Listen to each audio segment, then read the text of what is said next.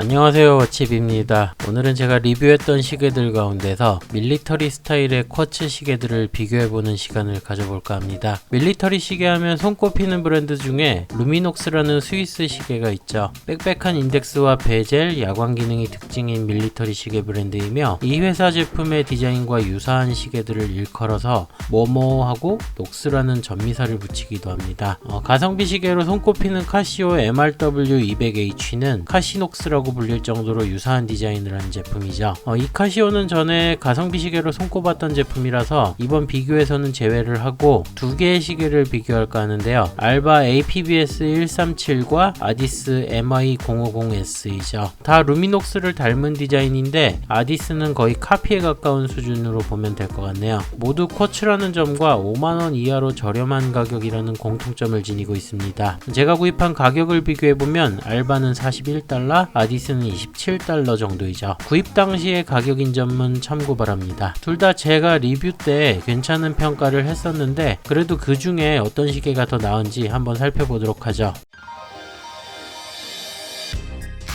우선 재질부터 다르네요. 알바는 플라스틱 재질이며 아디스는 알로이로 만들어져 있죠. 재질 때문인지 무게감의 차이는 극과 극을 이룹니다. 사이즈를 보면 알바가 더 작네요. 직경이 알바는 41mm, 아디스는 45mm입니다. 보통 45mm면 상당히 부담스러운 크기로 느껴지는데 인덱스 베젤의 디자인과 러그 트러그 등의 이유로 체감 사이즈는 적당하다는 인상을 주죠. 오히려 알바가 보기보다 작게 느껴져서 체감 사이즈가 40mm 이하로 보입니다. 그리고 두께도 차이가 있는데 알바는 10.8mm로 슬림한 편이고 아디스는 13.5mm로 두께감이 좀 있죠. 착용을 했을 때 알바가 약간 장난감 같이 가벼운 반면에 아디스는 묵직하다는 인상을 줍니다. 이건 취향의 문제 같습니다. 두 시계 다 베젤 로테이팅이 되며 시계 반대 방향으로 단방향 회전 방식이죠. 베젤의 디자인이나 형태는 아디스가 루미녹스에 더 가까운데 조작감이나 클릭감은 알바가 더 낫습니다. 아디스의 베젤은 리뷰 때도 좋은 평가는 안 했었는데 확실히 다른 시계와 비교를 했을 때 단점으로 부각이 되네요. 글라스를 살펴보면 알바는 아크릴 글라스, 아디스는 강화 미네랄 글라스를 사용하고 있습니다. 아무래도 아크릴 글라스가 스크래치에 더 취약할 것 같아 보이네요. 야광은 알바는 도료가 발려져 있는 반면에 아디스는 인덱스와 핸즈에 루미너스 튜브가 박혀있죠.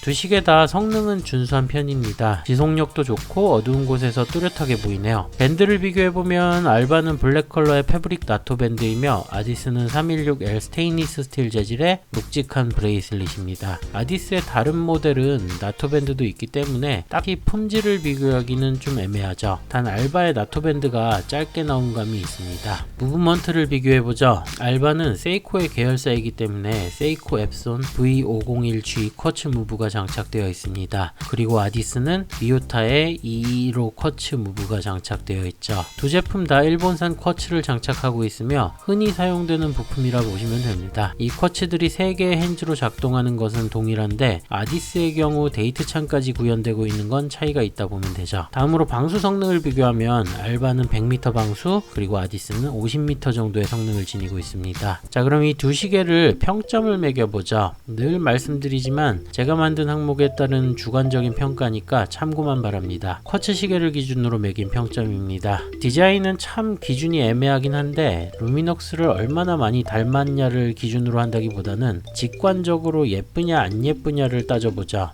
제가 봤을 때 알바는 7점, 아디스는 8점을 줬습니다. 그래도 둘 다 디자인은 나쁘지 않다고 봅니다. 마감 수준은 평범한 편입니다. 달리 할 말이 없네요. 둘 다 6점을 줬습니다. 케이스의 재질은 완전히 다르지만 비슷한 재질군에서 비교를 했을 때 두 시계 다 좋다고 하긴 힘드네요. 강화 플라스틱도 아니고 스테인리스 스틸도 아니라서 원가 절감을 하고 있던 인상을 지우기 힘들어 보입니다. 둘 다 6점을 줬습니다. 밴드의 품질은 각 재질 내에서 판단해보면 알바의 나토 밴드는 평범한 편이고 아디스는 의외로 괜찮은 편이죠. 그래서 점수는 알바는 6점, 아디스는 7점을 줬습니다. 클라스는 아크릴이라서 스크래치가 더 날 것 같은 알바를 6점, 아디스는 7점을 줬죠.